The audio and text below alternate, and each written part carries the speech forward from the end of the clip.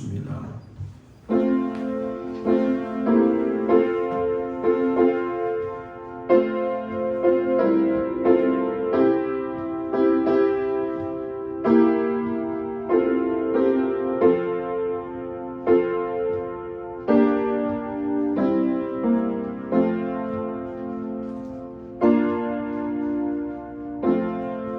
하나님은 영이시니 예배하는 자가 영과 진리로 예배할지니라. 아멘. 경배 찬양 31장 찬양합니다.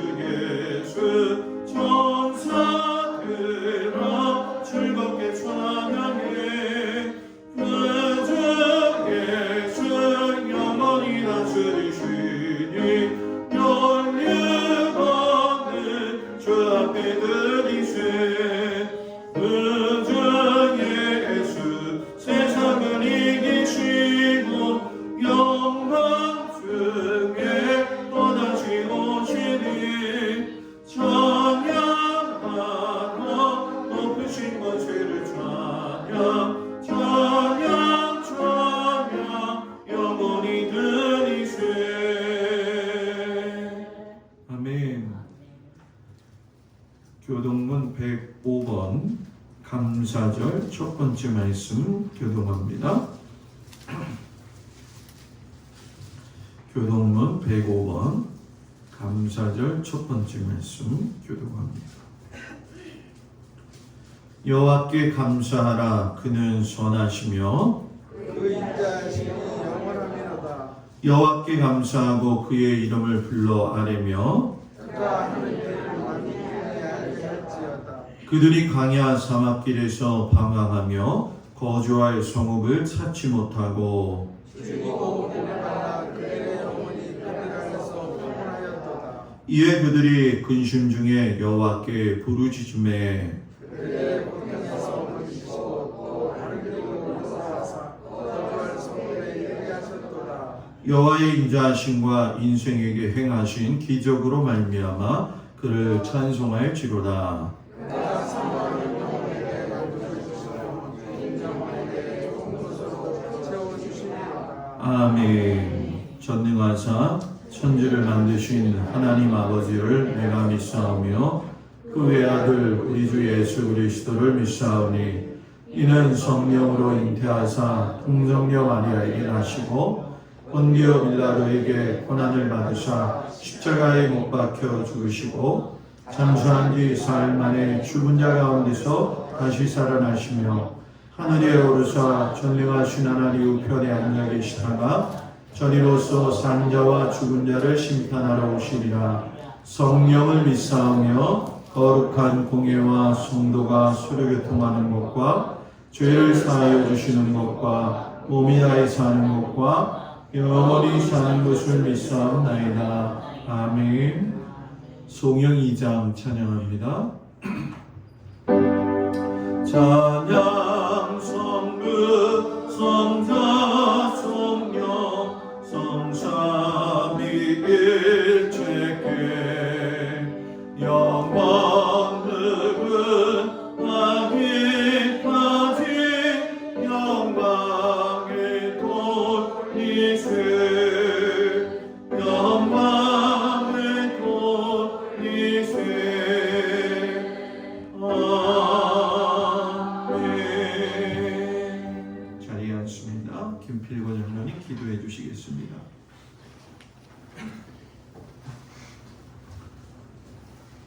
우리의 삶을 주관하시는 하나님, 한 해의 후반기가 시작되는 첫 주일을 맥주 감사주일로 하나님께 감사의 예배를 드리게 하시니 감사합니다. 심고 거두게 하시는 하나님, 항상 기뻐하라, 쉬지 말고 기도하라, 범사에 감사하라 말씀하신 주님, 지난 모든 삶이 주님의 은혜이며 사랑임을 고백합니다. 이 모든 것이 우리를 행하신 하나님의 뜻임을 믿습니다. 우리에게 건강 주시고 성령으로 인도하심을 감사드립니다. 십자가 구원의 은혜로 영원한 생명을 얻게 하심도 감사드립니다. 우리의 모든 삶이 하나님의 은혜요 축복이오니 더욱더 주님을 사랑하며 살게 하옵소서. 구원의 하나님, 우리들이 형식이나 체면 때문이 아니라 진실로 주님께 감사드리며 헌신하게 하옵소서. 우리 삶 속에서의 모든 수확이나 거둠이 주님의 은혜이오니 진정한 감사를 드리게 하옵소서. 삶의 모든 것들을 감사하게 하옵소서. 작은 일이나 큰 일이나 모든 것이 주 안에서 이루어지는 것에 더욱더 감사하며 살기 원합니다. 사랑의 주님, 오늘 맥주 감사주일에 우리에게 거둠의 축복을 주시니 감사를 드립니다. 우리의 삶 전부가 주님의 은총이오니 항상 주님 안에서 살기를 원합니다. 사랑의 주님, 경제적 고통을 당하고 있는 성도들에게 힘을 주시고 회복할 수 있는 기회를 주시며 병약한 이들이 속히 회복되어 행복한 삶을 살아가게 하옵소서. 우리의 생업, 우리의 가정, 우리 교회의 성도들을 축복하시니 감사드립니다. 이 시간 말씀을 전하시는 목사님에게 능력을 주옵소서. 주 안에서 말씀을 전하는 목사님과 듣는 성도들이 모두가 복되게 하옵소서. 우리 주 예수 그리스도 이름으로 간절히 기도드립니다. 하늘에 계신 우리 아버지여, 이름이 거룩히 여김을 받으시오며 나라의 임하옵시며 뜻이 하늘에서 이루어진 것과 같이 땅에서도 이루어지이다. 오늘날 우리에게 일용할 양식을 주옵시고 우리가 우리에게 죄 지은 자를 사하여 준 것과 같이 우리의 죄를 사하여 주옵시고 우리를 시험에 들게 하지 마옵시며 다만 악에서 구하옵소서. 나라와 권세와 영광이 아버지께 영원히 있사옵나이다. 아멘.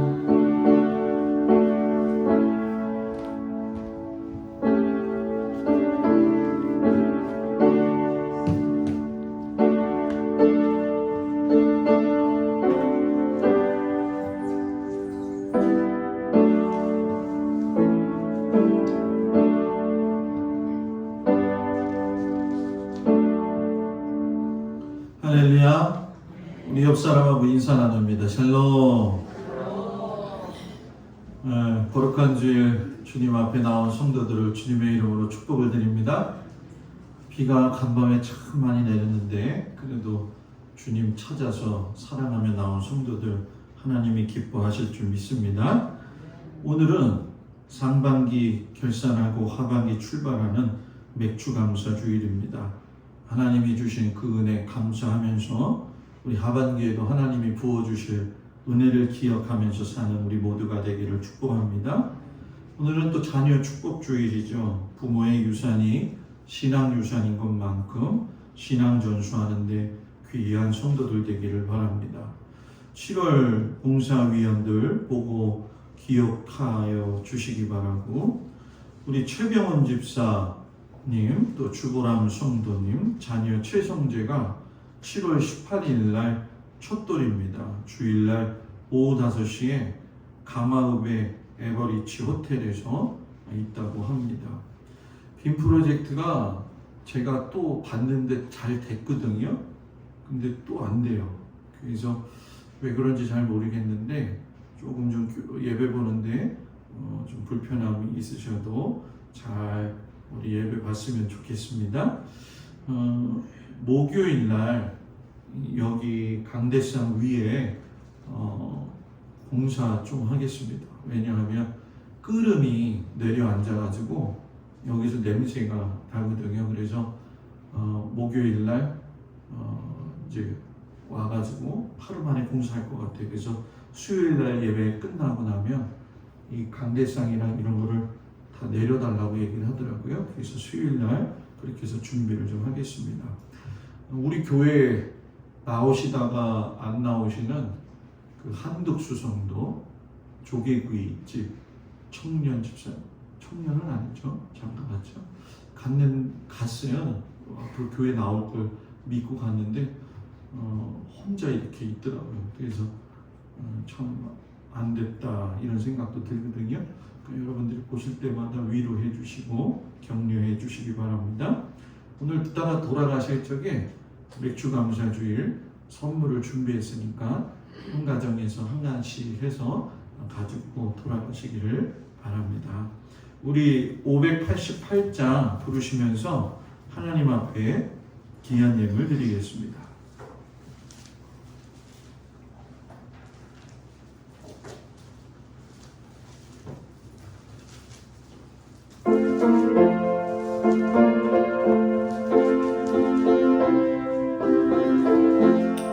공중 나는 새를 보라 농사하지 않으며 곡식과 겉가난데 드린 것이 없어도 세상 죄가 나는 주님 새를 먹여주시니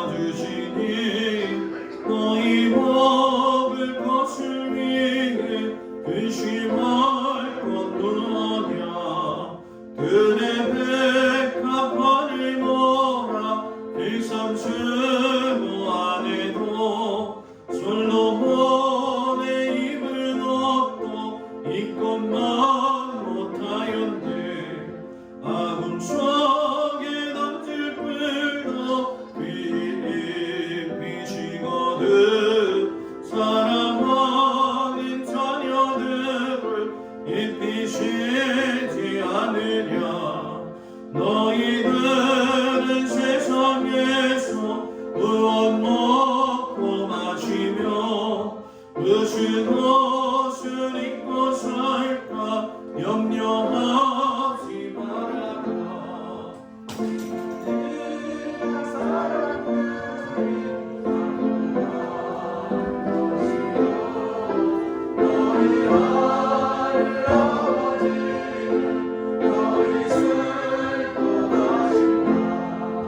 너는 먼저 주의 나라 의의 의를 구하며 하나님이 모든 것을 내게 주시리. 내일 위하여서 아무 염려할지니 염려하지 말라. 오늘 고생 족하다. 아멘. 11조 김종숙 권사님, 곽덕일 권사님, 김수자 집사님, 강병식 권사님, 오정희 권사님, 저희 가정 드렸습니다. 김홍렬 권사님, 장소원 집사님, 한정수 장로님, 박청자 권사님, 김필권 장로님, 강민숙 권사님, 맥주감사원금, 한정수 장로님, 박청자 권사님, 김종숙 권사님, 강옥순 권사님, 곽덕일 권사님, 김수자 집사님, 박상수 권사님, 김정자 권사님, 장정임 집사님, 김용길 장로님, 김애자 권사님, 김학렬 집사님, 손현옥 집사님, 또 저희 가정 드렸습니다. 강병식 권사님, 오정희 권사님, 김필권 장로님, 강민숙 권사님, 장석원 권사님, 김옥렬 권사님, 감성금, 장혜정, 장민석, 한정수 장로님, 박청자 권사님, 저희 가정 드렸습니다. 김하은, 김하영, 김종숙 권사님 10만 감사 헌금, 김용길 장로님, 김혜자 권사님, 김종숙 권사님, 자녀 감사 박상수 권사님, 김정자 권사님, 강현진 하나님 앞에 예물 드렸습니다. 기도하겠습니다. 전능하신 아버지 하나님, 상반기를 하나님의 은혜와 사랑 가운데 지켜주시고 거룩한 주일 주님 앞에 나와 귀한 예물 드리는 모든 성도들을 주님 이 시간 축복하여 주시옵소서. 하나님의 은혜와 사랑 가운데 6개월이 금방 지나갔습니다. 하나님의 도우심 가운데 이 어려운 시기를 잘 지낼 수 있게 해주신 것 또한 감사드립니다. 하나님, 하반기를 또한 기대합니다.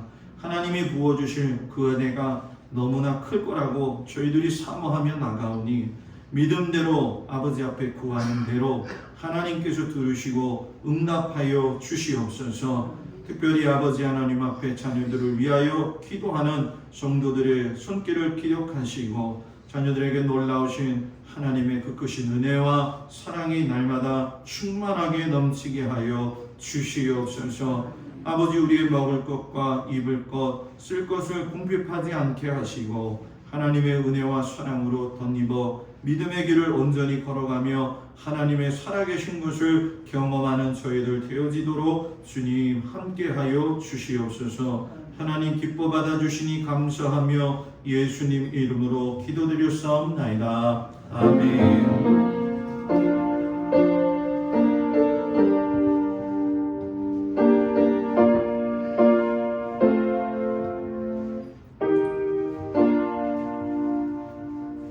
하나님 말씀을 보도록 합니다. 창세기 29장 15절에서 30절까지 말씀을 먼저 보도록 합니다. 창세기 29장 15절에서 30절까지 말씀 봅니다.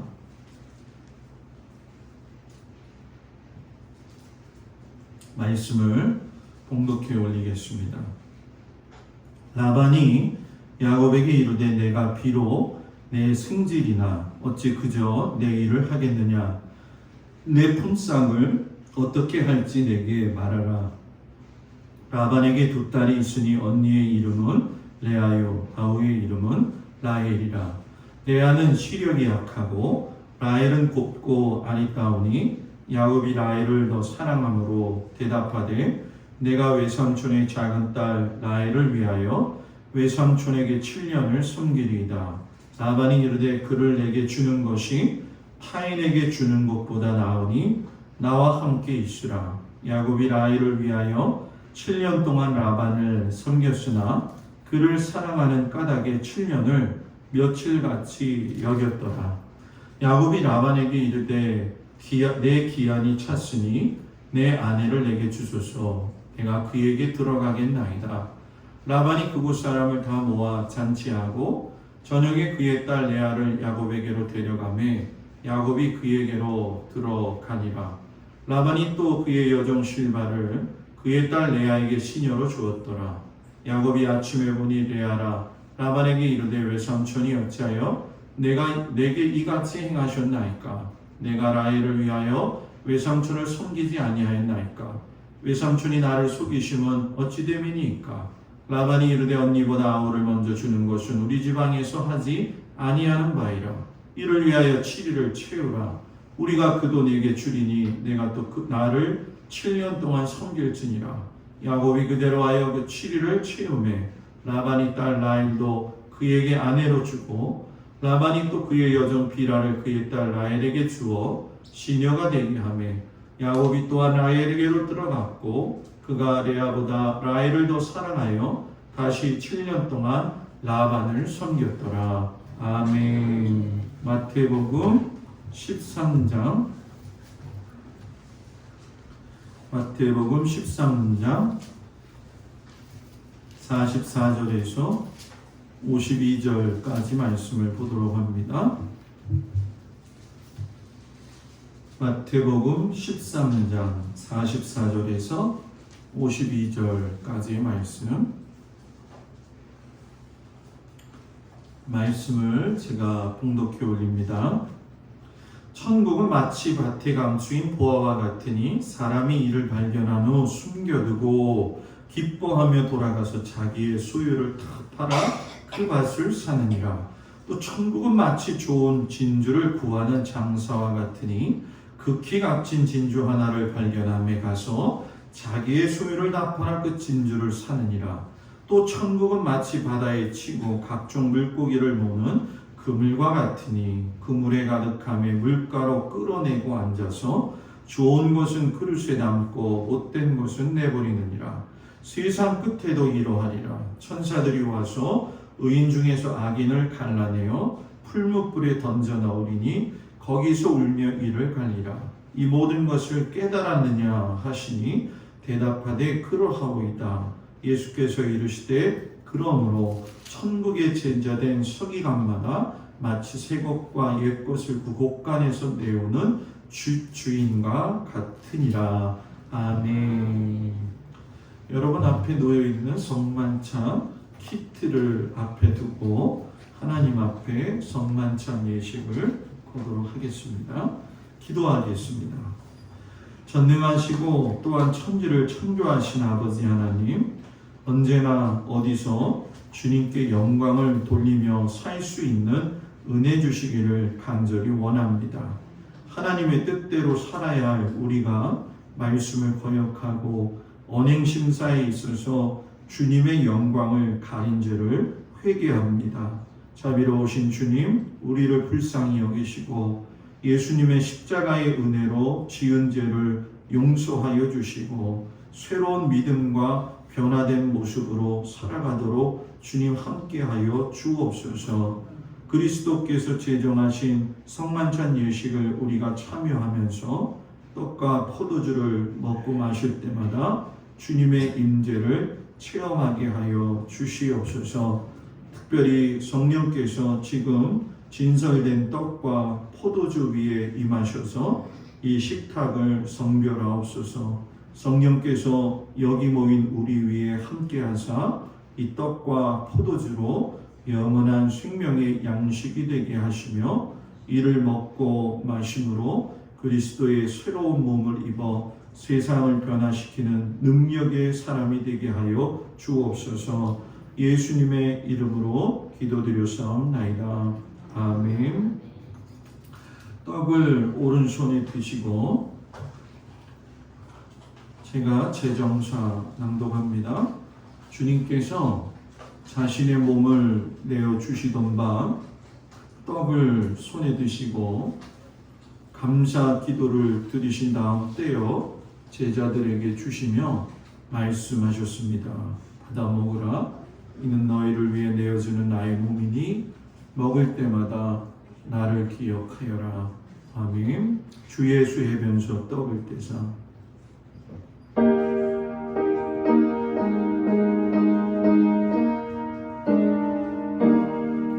주 예수 해변소 떡을 떼사 무리를 먹이어 주신 같이 영생의 양식을 나에게도 흡족히 나누어 주옵소서.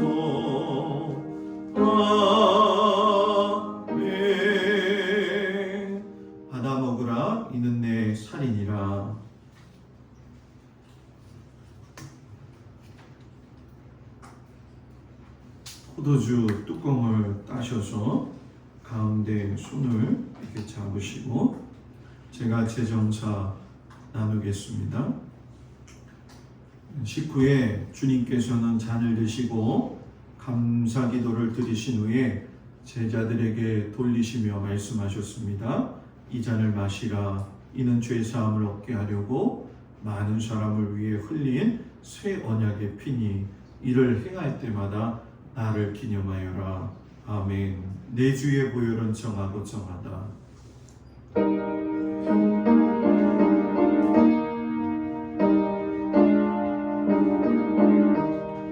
내 주의 보혈을 정하고 정하다. 내 죄를 정케 하신 주 날 보라 하신다. 내가 주께로 죄는 가오니 십자가의 보혈로 날 씻어 주소서. 아멘. 받아 마시라. 이는 내 피니라.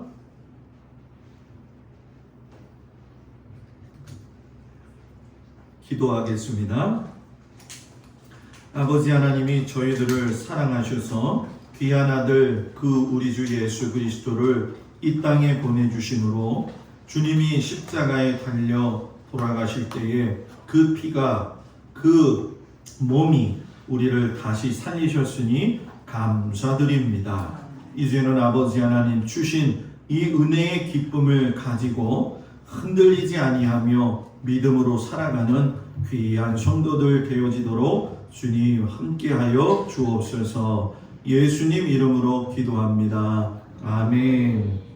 할렐루야. 우리 하나님의 사랑이 모든 성도들 가정에 함께 하시기를 축복합니다. 상반기가 결산이 되어졌죠. 작년 12월부터 지금 6월 말, 그래서 7월 첫째 주까지 하나님께서 인도해 주신 그 은혜, 그 사랑에 감격하면서 하반기에도 하나님이 부어주실 은혜를 사모하면서 살아가는 우리 모든 성도들이 되기를 주님의 이름으로 축복을 드립니다. 맥주감사절 오늘 아침에 하나님께서 여러분들에게 주시는 말씀은 하나님의 영에 속한 사람 세 번째 시간이 되어지겠습니다. 위즈덤 하우스에서 책이 나왔는데 리차드 라이더라고 하는 사람과 데이비드 샤피로라고 하는 사람이 인생의 절반쯤에 왔을 때 깨닫게 되는 것들이라는 책을 지었어요. 이 책의 내용을 보게 되면 한 가지 우리에게 의미심장하게 질문을 던지는 그런 이야기가 실려 있습니다. 저자가 동부 아프리카를 여행하던 중에 마사이족 여러분 잘 아실 거예요. 그 마사이족의 족장을 만나게 되어져요. 그 족장에게 자기가 가지고 있는 이 뭐라고 해야 될까요? 신기한 물건들을 보여주기 위해서 자기 배낭에 있는 모든 것들을 꺼내서 펼쳐놔요. 그러면서 자랑하죠. 이런 것들이 나를 행복하게 해줍니다. 마사이 족장이 펴놓은 물건들을 유심히 쳐다보다가 그 사람한테 그런 말을 하더라는 거예요. 정말 이 모든 것이 당신을 행복하게 해줍니까? 곰곰이 그 이야기를 듣다가 보니까 아무런 대답을 할 수가 없더라는 거예요. 정말 이 물건들이 나를 행복하게 해주었는가 생각을 해보면서 이렇게 따져보니까 가장 필요한 것들만 챙겨가지고 다시 가방을 꾸리고 있는 자기 모습을 발견한 거죠. 자, 이 이야기를 들어보면서 우리는 여러 가지 질문 앞에 서게 돼요. 저와 여러분이 인생의 짐이 너무 무거워서 너무 버겁게 살아오지는 않는가? 혹여 버리지 못해가지고선 그대로 짊어지고 가는 것은 없는가? 저도 그렇고 여러분도 그렇고 인생의 지금 어느 지점을 달려가고 있는데 걸어온 날도 있겠고 앞으로 걸어갈 길도 있겠지만 중요한 것은 조용히 멈춰서서 분명하게 내 자신의 삶을 좀 뒤돌아보고 내 인생에서 정말 중요한 우선순위를 따라서 내가 살아가고 있는가. 보잘것없고 쓰잘데기 없는 짐을 지고 가면서 시간과 정력을 소비하고 있지는 않는가 한번 생각해 보아야 된다는 거죠. 우리는 여러분 나를 비우는 일보다는 실상 내 것을 채우는 것에다 더 신경을 쓴 나머지 정신적으로도 그렇고 육체적으로도 곤고한 삶을 살아가는 것이 우리들의 현실적인 모습이죠. 오늘 성경에 그런 사람이 한 사람 등장하는데 바로 야곱입니다. 여러분 우리가 잘 아는 것처럼 야곱이 형의 장자권을 쟁취하고 나서 하란 땅에 이르렀을 때에 보게 되면 하나님이 베델에서 야곱을 만나 주심으로 인해 가지고 언약 체결이 이루어지죠.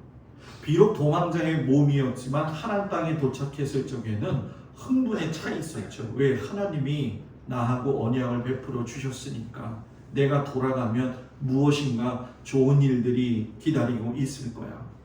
여러분 일평생에 하나님하고 여러분하고 만나면 그때 기분이 좀 어떨 것 같아요? 아직 안 만나봐서 모르겠어요. 만나보셨을 거예요.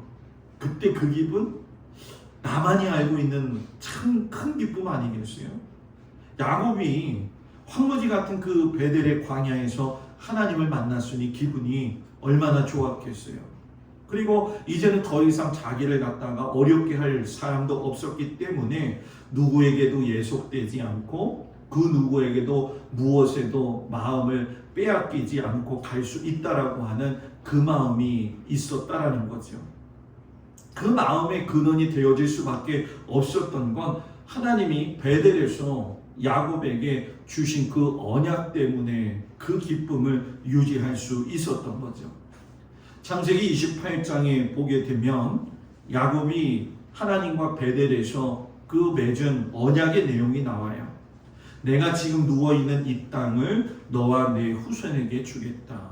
내 후손이 땅이 티끌 만큼 풀어나 사방으로 퍼질 것이고 땅에 사는 모든 종족이 너와 내 후손의 덕을 입을 것이다.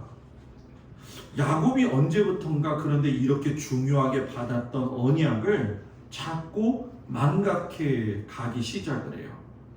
하란 땅에 도착했을 때 분명히 자유스럽고 은혜가 넘쳤는데 하란에서 한 여자 곧 라헬을 만나게 되면서 거기에다가 스스로 자기 자신을 속박시키는 일이 일어난 거죠.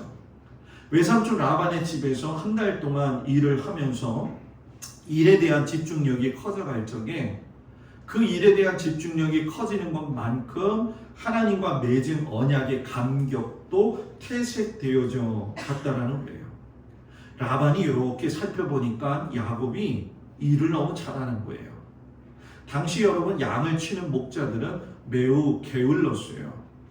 그들이 어떻게 게을렀느냐? 야곱이 하란 땅에 도착했을 때의 이야기를 보면 나오는데 야곱이 여러분 20일 동안에 720km를 달려서 하란 땅에 도착을 해요. 여러분들은 안 놀래요. 20일 동안 걸었는데 720km 여기서 부산 갔다가 거의 천안 넘어서 수원까지 이르는 정도의 거리거든요. 고단하죠. 힘들죠. 동네 어귀에 돌아가 가지고서는 자리에 앉아 있는데 야곱 앞에 세 무리의 양떼가 있고 목자들이 우물가에 모여 있는 거예요. 야곱이 그 목자들에게 묻죠. 어디서 왔는가? 그들이 말하기를 우리는 하란에서 왔수다 이렇게 얘기를 해요. 그때 야곱이 그런 얘기를 해요. 나홀의 손자 혹시 라반을 아는가? 그랬더니 그 양떼를 몰고 있던 양치기들이 지금 라반의 딸인 라헬이 양을 몰고 이리로 오고 있다고 이야기를 해요. 그런데 그때 야곱이 이 양치기들을 보니까는 조금 이상하더라는 거죠. 왜냐하면 양에게 물도 먹이지도 않고 풀도 뜯기지도 않고 그냥 방치에 놓고 있어요. 그래서 야곱이 그들에게 그런 얘기를 해요. 해가 아직 높은데 가축이 모일 때가 아니니까 양에게 물을 먹이고 가서 풀을 뜯게 하라. 그런데 그들의 대답이 의외였어요. 우리가 그러하지 못하겠노라. 때가 다 모이고 목자들이 우물 아기에서 돌을 옮겨야 우리가 양에게 물을 먹이느니라. 게을렀죠. 쉽게 설명할까요? 양에게 물을 먹이려면 우물 아기에 돌을 움직여서 치워 놓아야 되는데 그 돌을 치기가 뭐예요? 싫어가지고 귀찮다는 거죠. 그러니까 양떼 모일 시간이 멀었으니까 그냥 놔둬도 된다. 이렇게 얘기를 하는 거예요. 얼마나 게을렀냐는 거죠. 그때에 라헬이 양떼를 이끌고 그곳에 도착하니까 야곱이 즉시 일어나서 우물 어귀에서 우물 그 뚜껑을 열어가지고서는 라반의 양떼에게 물을 먹이게 됩니다. 여러분, 사람이 그 사람의 행동하는 거 한 가지를 보면요, 그 사람의 10가지를 알 수가 있잖아요. 라반이 이 소식을 듣고서는 야곱을 갖다가 집에다가 한 달을 넣고서는 같이 지내요. 외삼촌인 라반이 아무리 한 달을 두고 생각을 해봐도 야, 저 일 잘하는 야곱을 갖다가 놓치면 안 되겠다, 붙잡아야겠다. 그러한 배경에서 오늘 성경 말씀이 시작이 되어지는 거예요. 라반이 갑자기 그런 이야기를 해요. 야곱에게 네가 비록 생질이나 어찌 그저 내 일을 하겠느냐, 내 품삯을 어떻게 할지 내게 말하라. 여러분 참 고맙죠. 타향살이 하고 있는 야곱에게 삼촌 라반이 네가 내 생질인데 그냥 이래서 되겠냐, 내가 품삯 줄게. 참 어떤 부분에 보면은 마음을 쓰는 것 같지만 우리가 성경 전체를 살펴보게 되면 라반이 그렇게 선하지가 않은 사람이에요.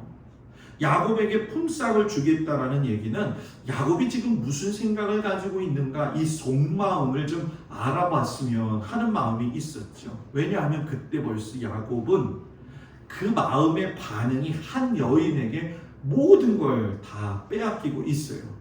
자, 그 여인이 누구냐? 성경에서 두 딸을 소개하는데 언니의 이름은 레아요, 아우의 이름은 뭐예요? 라헬이라.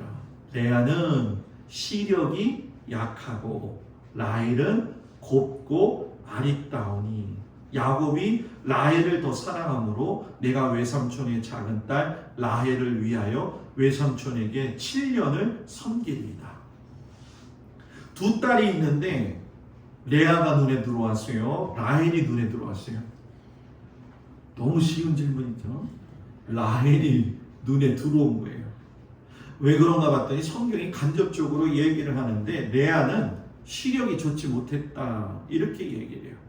지금이야 여러분 세상이 좋아져 가지고 라섹이라고 하는 수술도 하고 또 자기에게 맞는 패션을 찾아가지고서는 아주 안경도 좋은 거 쓰는 게 요즘 세상 아니에요. 그래서 실상 요즘 시력 나쁘다라고 해도 사는데 별 불편은 없습니다. 그런데 안경도 없었던 그 시대에 눈의 시력이 약했다라고 하는 건 치명적인 약점이죠.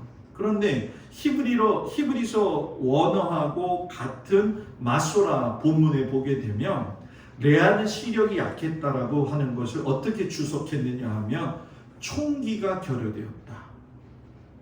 총기가 결여되었다. 시력이 약한 게 총기가 결여되었다. 반대로 라헬은 뭐예요? 곱고 아리따다. 옛날에 학교에 선생님들이 이렇게 수업하다가 보면 그런 얘기를 학생들한테요. 눈 크게 떠라. 눈 똑바로 떠라. 초롱초롱해야 된다. 눈이 희끄머리 하면 조금 좀 맛이 간 것처럼 그렇게 얘기를 했어요. 레아가 눈 나쁘다. 그거는 단순히 눈 나쁜 게 아니라 뭔가 좀 조금 모자란 부분이 있었다. 요것을 이야기하고 있는 거죠. 그러니까 라헬은 눈빛이 초롱초롱하고 그냥 눈방울에 그냥 지혜가 가득 담겨져 있으니까 야곱이 보고 반하지 않을 수가 없었죠. 그리고 여러분 남자들이 여자를 좋아할 적에 한 유형 가운데 보게 되면 자기 어머니하고 닮은 여자를 좋아한다고 하더라고요. 야곱의 어머니 리브가는 여러분 건강한 여자잖아요. 낙타 10마리에다 물을 주기 위해서 물통을 10번씩이나 날랐던 그 여자, 건강한 여자, 활달한 여자. 그런데 라헬이 꼭 리브가를 닮아가지고 들판에서 양들에게 여러분 뭡니까? 물을 먹이고 남자 목동들과 어깨를 나란히 했다는 거예요. 여러분 집 나와가지고 먼 타향살이 할 적에 자기 엄마가 그리울 텐데 엄마와 똑같은 여자를 만나게 되니까 야곱이 더 반할 수밖에 없죠. 그래서 여러분 몇 년?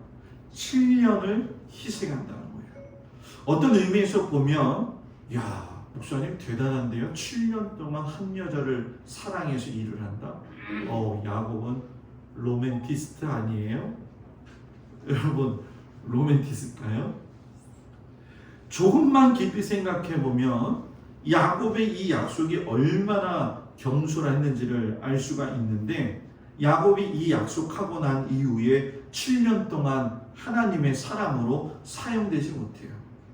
거기다가 그냥 끝났나요? 라반의 농간에 속는 바람에 다시금 라헬을 얻기 위해서 7년을 더해가지고 14년을 라반의 종으로 살게 돼요. 그 이후에 보게 되면 자식 키우고 재산 늘리려고 하다 보니까 14년이 20년 되어져요. 여러분 20년이 우리의 인생 가운데 어르신들이 얘기할 적에 인생은 너무 짧아요 목사님 그러지만 살다가 보면 20년 안에 무수한 일들이 많이 일어나지 않아요? 20년이라고 하는 세월을 한 여자를 사랑하면서부터 하나님이 잊혀지고 하나님의 언약을 잃어버리는 어처구니 없는 일이 시작이 된 거죠.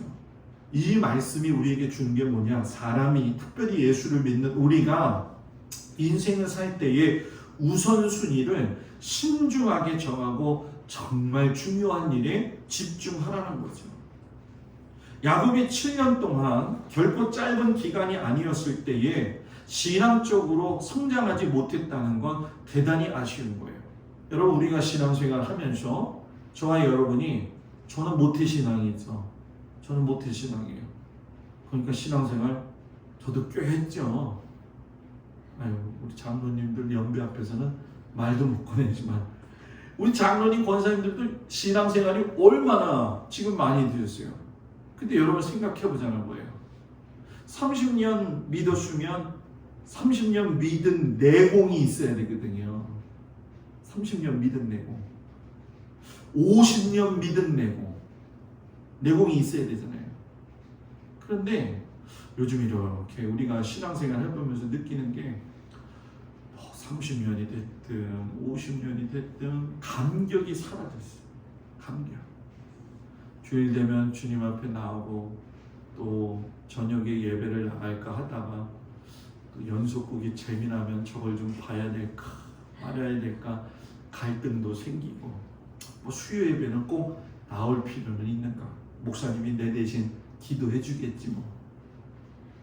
제가 이렇게 말씀드리는 건 여러분들한테 예배 시간 잘 지키세요 이게 아니라 신앙의 내공이 30년, 40년, 50년 가게 되면 거기에 걸맞는 하나님 앞에서의 신앙 성장이 있어야 된다는 거죠. 야곱은 7년 동안 살면서 한 여인을 사랑한 것 외에는 거의 한 일이 없어요. 사랑이 우상이 되어져 가지고 신앙적으로 전혀 성숙하지 못하고 신앙적으로도 변함이 없었다는 거죠. 하나님 앞에서 너무 많은 것을 잃어버린 거예요. 처음에 하나님 땅에 왔을 적에 얼마나 자유롭고 하나님이 주신 언약에 대한 기대감이 컸어요. 만약에 그때 야곱이 하나님 내가 하나님 만나고 왔는데 여기서 한 여자가 너무 눈에 드네요. 어떻게 할까요 하나님?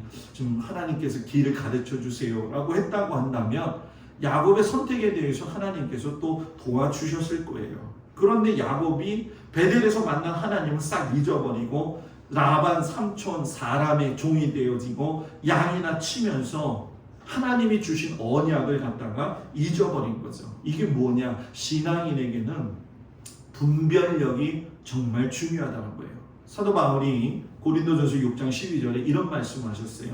모든 것이 내게 가하나 다 유익한 것이 아니요 모든 것이 내게 가하나 내가 무엇에든지 얽매이지 아니하리라. 이 말씀이 뭐예요?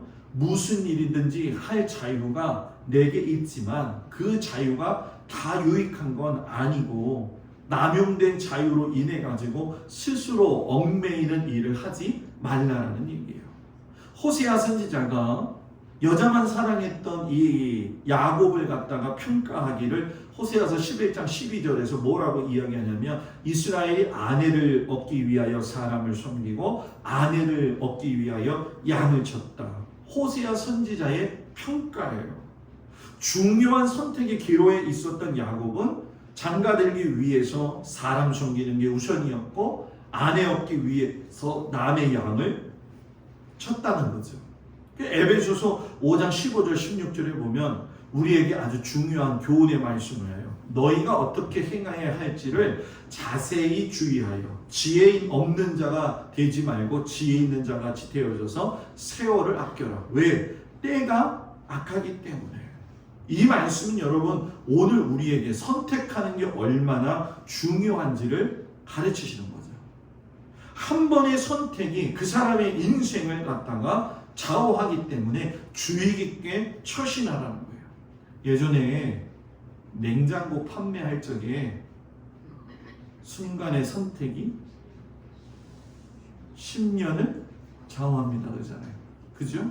그때 아마 제가 알기로는 골드스타 해가지고서 지금 LG에 아마 근원이 됐던 LG전자일 거예요. 생각해보세요. 물건 하나를 살 적에도 선택을 잘해야 10년을 잘 버틴다고 한다면 우리가 하나님이 주신 인생 가운데에서 이 세월을 잘 관리하고 인생을 아름답게 살려면 바울이 말한 것처럼 지혜 없는 자가 되지 말고 지혜 있는 자가 되어야 되지 않겠느냐. 남은 인생을 내가 어떻게 살아야 될지, 아니 목사님 내가 지금 피곤한데 남은 인생 뭐 살다 보면 그냥 잘 사라지겠죠. 그게 아니라 내가 해야 될 게 무엇이 먼저이고 하나님 앞에서 내가 어떤 모습으로 살아야 되는가에 대한 고민이 좀 있어야 된다는 거죠. 그 정신분석학자 에릭 에리슨이 삶의 주기에 따른 단계별 특징에 대해서 이야기할 적에 삶의 후반부를 이렇게 얘기해요. 희망과 절망 사이를 쉴 새 없이 넘나드는 큰 내적 긴장의 시기다. 인생의 후반기. 살면서 지금 그런 마음 드실 때 있죠. 좋았다가도 갑자기 다운되고 남편을 바라보니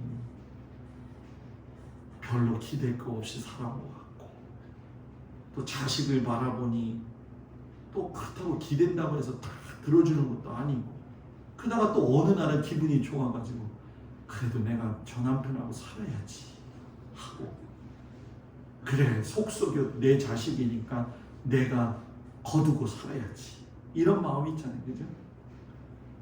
제가 이렇게 살면서 느끼는 게 제일 무서운 게 있어요. 남자는 갱년기가 35세부터 보이지 않게 아주 완만하게 올라간대요. 근데 여자는 50대 초반에 들면 40대 후반 중반에 와도 갱년기가 오잖아요.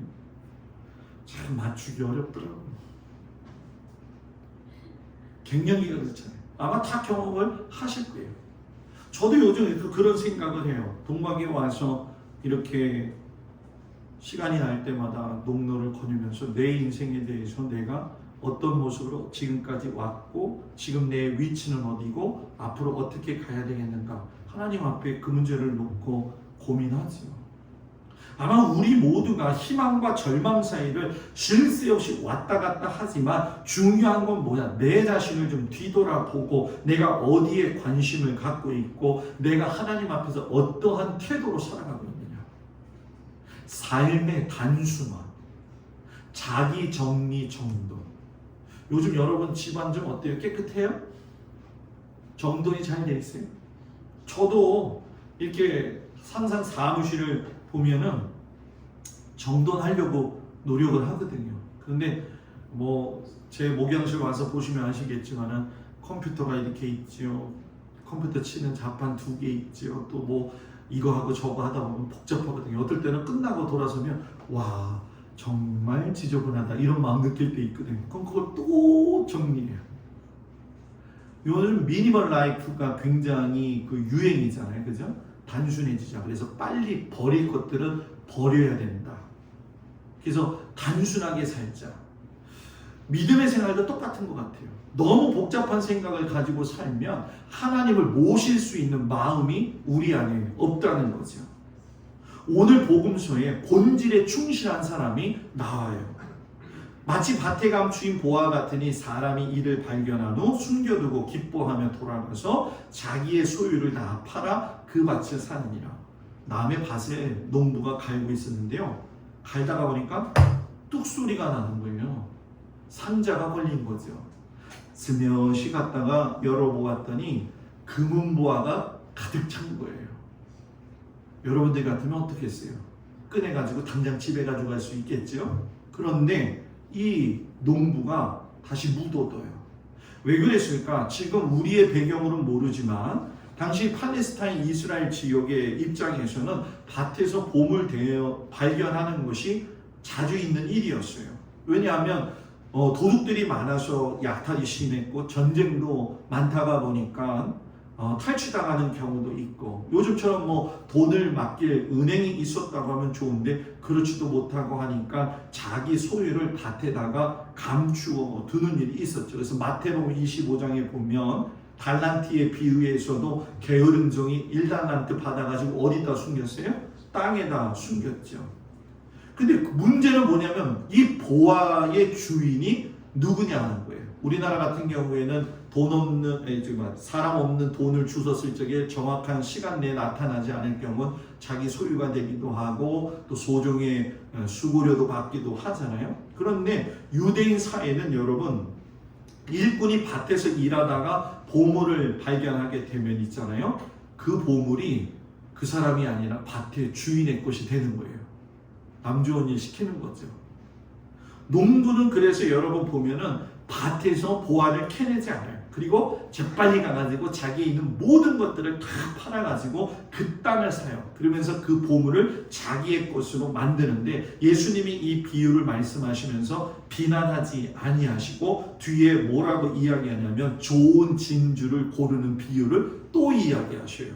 여러분, 왜 예수님이 이렇게 비유를 2번씩이나 강조해서 이야기하셨을까? 이것은 보화의 가치가 정말 중요하다면 어떤 희생을 치르더라도 그것을 얻기 위해서 모든 소유를 파는 것처럼, 하나님 나라의 기쁜 가치를 아는 사람은 자기에게 어떤 희생이 있더라도 하나님 나라를 갖다가 소유할 것이라는 거예요.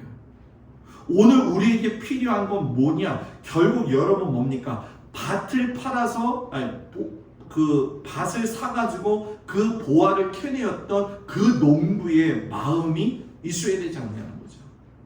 예수님이 마지막 비유를 이야기하셔요.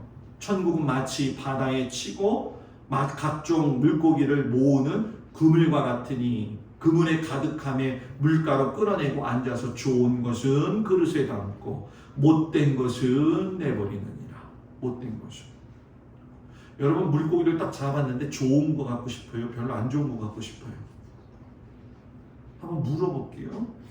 참치 다랑어를 잡았고 밴댕이를 잡았는데 뭘 가지겠어요? 참치 다랑어 같죠. 왜 예수님이 이런 비유를 하셨느냐? 결국 모든 게 섞여 있다는 거예요.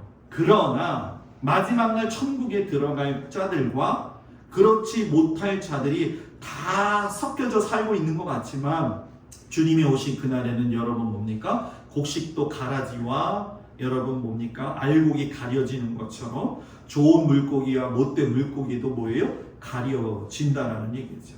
나에게 소중한 게 뭐냐는 거예요. 하나 꼭 붙들고 잡을 수 있다고 한다면, 여러분들 모든 걸 희생해서라도 얻을 수 있다면 여러분 어떻게 살겠냐는 거예요. 예수님은 그 하나를 위해서 자신의 생명을 버리셨고요. 바울은 그 하나를 위해서 자신의 야망을 버렸어요. 야곱에게 있어서 그 하나가 바로 하나님의 언약이었는데, 그 언약을 여러분 뭡니까? 나해를 사랑하느냐고 14년을 통째로 희생시켰다는 거죠. 사랑하는 여러분, 사도 바울이 그런 얘기를 해요. 아마 여러분들도 잘 들었던 말씀인데, 성령도 우리의 연약함을 도우시나니 성령이 말할 수 없는 탄식으로 우리를 위하여 친히 간구하시느니라.